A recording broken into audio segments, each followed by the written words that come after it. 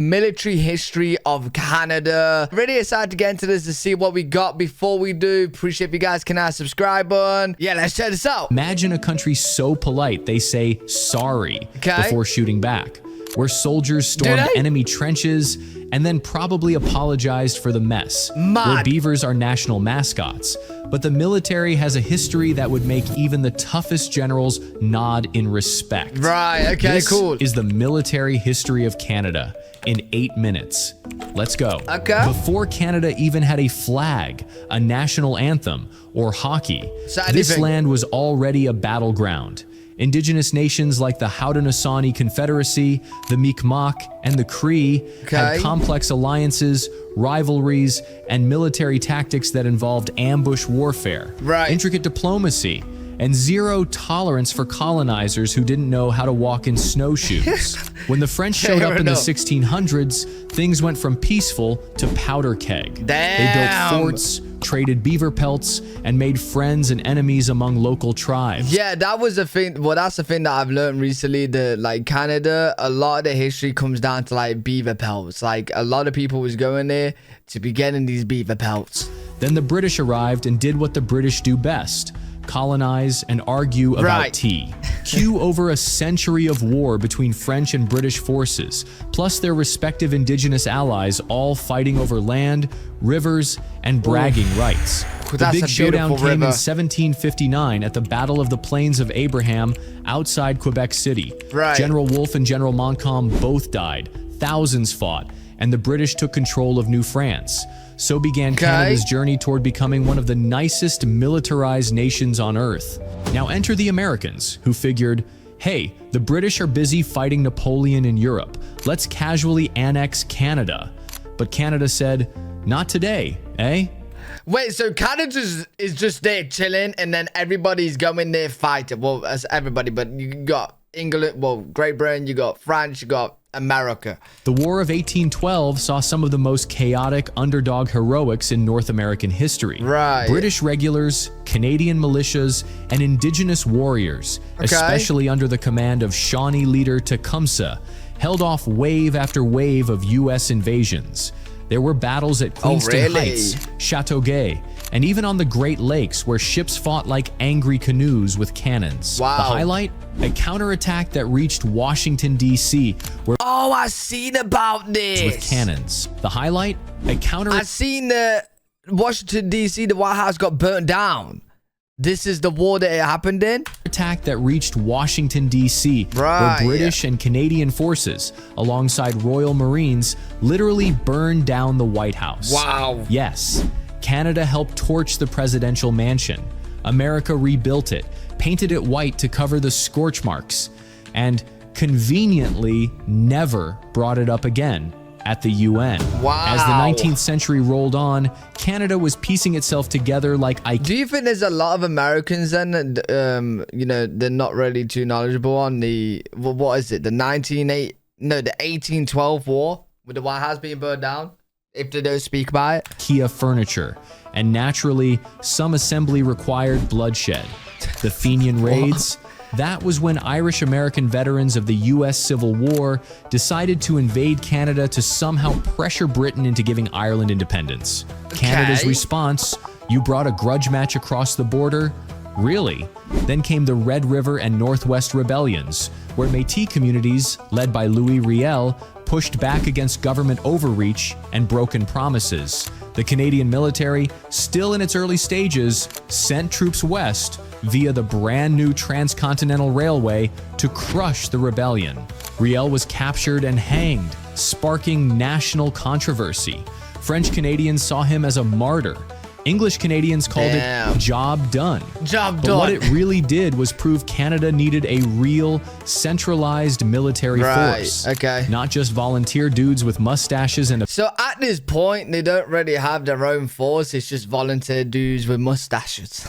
opinions. Then came 1914. Here we go. And Canada, as part of the British Empire, entered World War I with a massive patriotic push.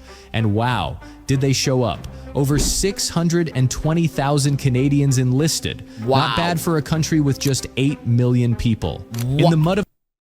What? So at the time, they had 8 million people and they enlisted 600,000.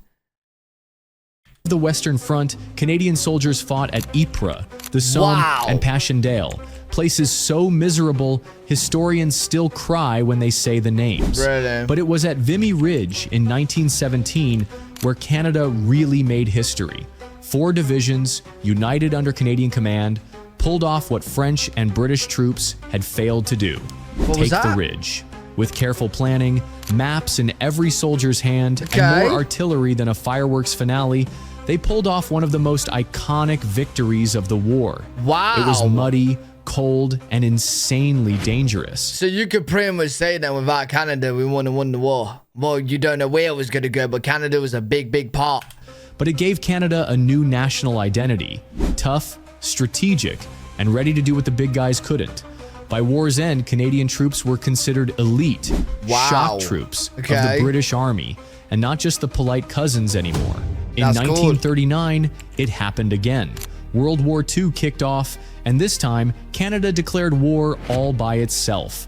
No British permission slip required. Over 1.1 million Canadians served in the war. Jesus. That's 1 in 10 citizens, and they did everything. They flew Spitfire. Yo, Canada's throwing out the numbers here.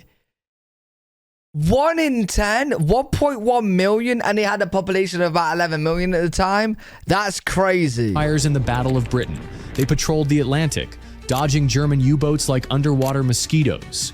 But their biggest moment? D-Day, June 6th, 1944. At Juno Beach, Canadian forces stormed ashore with precision, courage, and an absolutely terrifying amount of maple-powered determination. They advanced farther in. Hey, how many maple jars do you reckon the Canadian troops took about? They must have been filling their bags. Hey, listen, I bet a lot of British people was like stealing it as well. Maple's good, man. Than any other Allied force that day. They also helped liberate the Netherlands, forming a bond so strong that the Dutch still send tulips every spring in thanks. If you ever wonder, it's crazy because I feel like Canada don't really get the respect for its military as they should from what I'm hearing here. Because like before these videos, I'm not gonna lie, like I didn't really know much about Canada's military. I didn't even know they was in the world wars. Like I'm pretty sure we don't really get told much about Canada's history with the world wars. So yeah, no, crazy. How to win a nation's heart, help free them, then send flowers. After World War II, Canada didn't put its guns in storage. It just got diplomatic about it. As a founding member of NATO, Canada posted troops to Europe, kept an eye on Soviet shenanigans, and built NORAD with the US to watch the skies for Soviet bombers. Because nothing says friendship like building missile detection systems in the Arctic together. In the 1950s, Canada pioneered peacekeeping, with future Prime Minister Lester B. Pearson winning a Nobel Peace Prize for crafting the first UN peacekeeping force during the Suez Crisis. Canada became the world's moral middleweight boxer, showing up to de-escalate global conflicts with blue helmets and just enough firepower to say, "Don't test us." When 9/11 happened... Oh, yeah. Well, from the world wars, you don't want to mess around with them. Canada didn't hesitate. They sent troops to Afghanistan and joined NATO's coalition. Wait, did that? Wait, hold on. Did that? What? Bro, why did anyone talk about this about Canada? Didn't hesitate. They sent troops to Afghanistan and joined NATO's coalition, focusing on Kandahar, one of the most dangerous regions. Canadian troops built schools, fought insurgents, and earned serious respect from their international allies. And then there's JTF-2, Canada's super secret special forces unit that works so far in the shadows. Okay, I've never heard of this before. JTF-2, so that's like your special ops. Aye, cool. Canada's super secret special forces unit that works so far in the shadows. Their motto might as well be, "You'll never see us, but we were there." Hell yeah. These guys operated with US Navy SEALs and British SAS, taking down high-value targets, collecting intel, and making terrorists rethink their life choices. Think of them as ghost operators in snow camo. Today, the Canadian Armed Forces are compact but highly professional. Around 68,000 active personnel, but backed by world-class training, cutting-edge tech, and a lot of cold weather. See, yeah, so they've got 68,000 right now, which kind of makes sense for the numbers of the country. Because the UK, we've got what, like 80 million people, and we have like 160,000, something like that. So not too crazy high. But if there was ever to be a war, I assume those numbers will go a lot higher. Expertise. They're investing in drones, cyber warfare, next-gen submarines, and Arctic defense. Because let's face it, when the ice caps melt, someone's going to want that sweet, sweet oil. Canada's ready.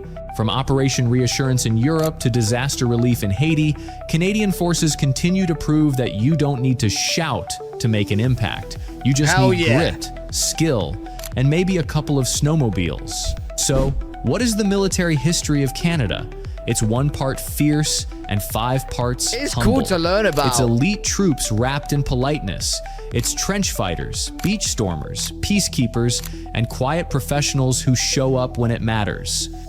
I feel like from what I've seen here, like Canada's military and Canada and all is just a very polite but don't mess with country, man. Especially the military. But that was very interesting seeing that, because I don't really know much at all about Canada's military. So yeah, learned a lot in this video. Very, very cool. The JTF2, is that what it was? I would like to check them out as well. I might provide a video of them because they look cool as well. But yeah, let me know what you guys think to this in the comment section. If you guys enjoyed, make sure you leave a thumbs up. Subscribe for more content. I do stream every single day on twitch.tv/L3WG. If you guys want to check me out over there, I'll see you on the next one. Peace.